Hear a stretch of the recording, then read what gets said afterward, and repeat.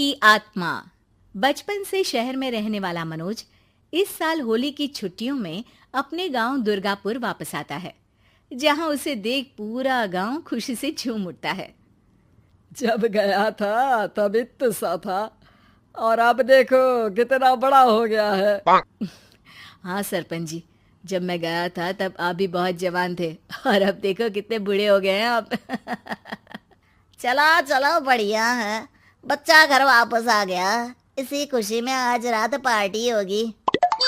क्या बात है, गांव में भी पार्टियां होने लगी। वैसे अगर पार्टी की बात है तो आज क्यों सीधा होली पार्टी करते हैं। होली पार्टी की बात सुन चहल पहल में अचानक सन्नाटा छा जाता है, जिसे देख मनोज को कुछ अजीब लगता है, लेकिन तभी सरपंच बात पलट देता है। अब बहुत देर हो गई, चलो सब अपने घर चलो, पार्टी के बारे में कल सोचेंगे। मनोज भी मम्मी पापा के साथ घर आ जाता है, पर होली पार्टी और उस पर पूरे गांव की खामोशी वाली बात अभी तक उसके जहन से निकलती नहीं। पापा, होली पार्टी की बात पर सब चुप क्यों हो गए थे?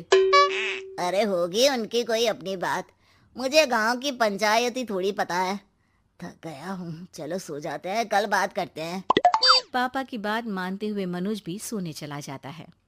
आज तो छुपा लिया, लेकिन हफ्ते बाद जब होली का दिन आएगा तब इसे कैसे रोकोगे?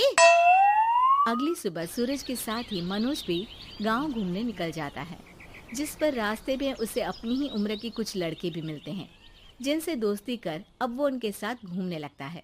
इसी तरह कुछ दिन बीत जाते हैं और होली नजदीक आने लगती है। दोस्तों, होली में 4 दिन ही बचे हैं, पर गांव में उसकी कोई तैयारियां क्यों नहीं दिख रही? क्योंकि यहाँ होली नहीं मनाई जाती। अरे पर ऐसा क्यों?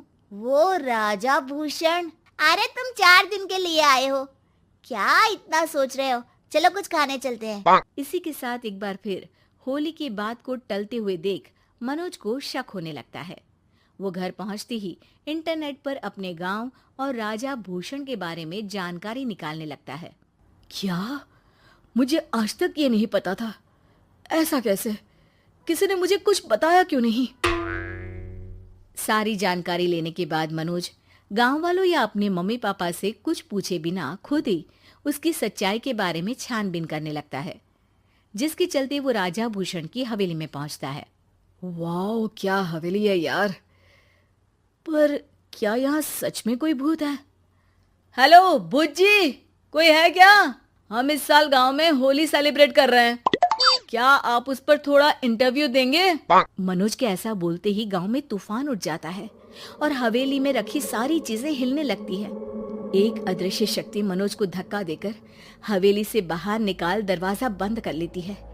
ये सब देख मनोज हैरान रह जाता है। क्या अभी मुझे हवा ने धक्का देकर बाहर निकाल दिया? मेरे होते हुए इस गांव में कभी होली नहीं मन सकती, इसलिए दोबारा ऐसी कोशिश भी मत करना, अंजाम बुरा होगा। आवाज सुन मनोज हैरानी से इधर उधर देखने लगता है, पर उसे कोई दिखाई नहीं देता। वो गांव वापस आ जाता है, जहां तूफान की वजह से सब कुछ तहस महस हो चुका होता है। आखिर ये तूफान आया कैसे? ना ऐसा कोई मौसम था और ना ही हमने होली का त्योहार मनाने की बात की थी। सरपंच की बात पर कोई रिएक्शन दिए बिना मनोज चुपचाप अपने घर चला जाता है। इस तरह देखते ही देखते होली का दिन भी आ जाता है और मनोज रंग लेकर गांव में निकल जाता है, लेकिन गांव पूरी तरह खाली होता है। अरे त्योहार का दिन है, धूमधाम की जगह मातम क्यों मनाया हुआ है? मनोज की आवाज सुन सब अपने घर की खिड़कियां खोल के घर के अंदर से ही उसे वापस जाने के लिए कहने लगते हैं, पर वो किसी की नहीं सुनता। तुझे पहले भी समझाया था, अगर होली खेलने की कोशिश भी की तो अच्छा नहीं होगा। अरे बात मान लो बेटा, तुम्हें सच नहीं पता। मुझे सब पता है। सालों पहले इस राजा ने एक अंधविश्वास फैलाया और आप लोग आज तक उसे मानते आ रहे हो। अरे बेटा, जब तुम पैदा भी नहीं हुए थे उससे भी बहुत पहले से इस गांव पर होली का श्राप है। अगर गांव में होली का त्योहार मनाया जाता है तो प्रलय आना पक्की बात होती है। राजा भूषण इस सब में नहीं मानते थे और त्योहार मनाने लगे, जिसके चलते होली वाले ही दिन पहले उनके बेटे की और फिर उनकी मृत्यु हो गई। तभी से गांव की रक्षा के लिए उनकी आत्मा उस हवेली में रह रही है। सबकी बातें सुन मनोज उलझन में पड़ जाता है।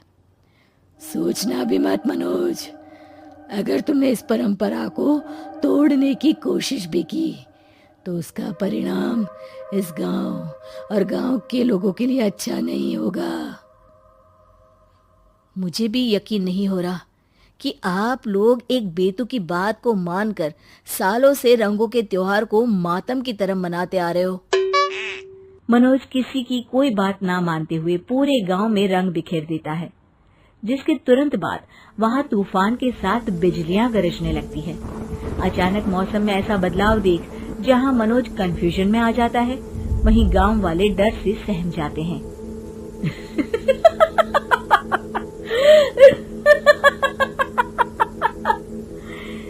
इस लड़के ने हमारे जैसे सिर्फ अपने स्वार्थ के लिए नहीं बल्कि पूरे गांव की खुशियों के लिए यहाँ होली मनाई है, जिस वजह से अब इस गांव पर होली का श्राप टूटता है। ऐसा बोलकर राजा का भूत वहां से गायब हो जाता है, जिसके बाद गांव के लोग धूमधाम से होली मनाते हैं।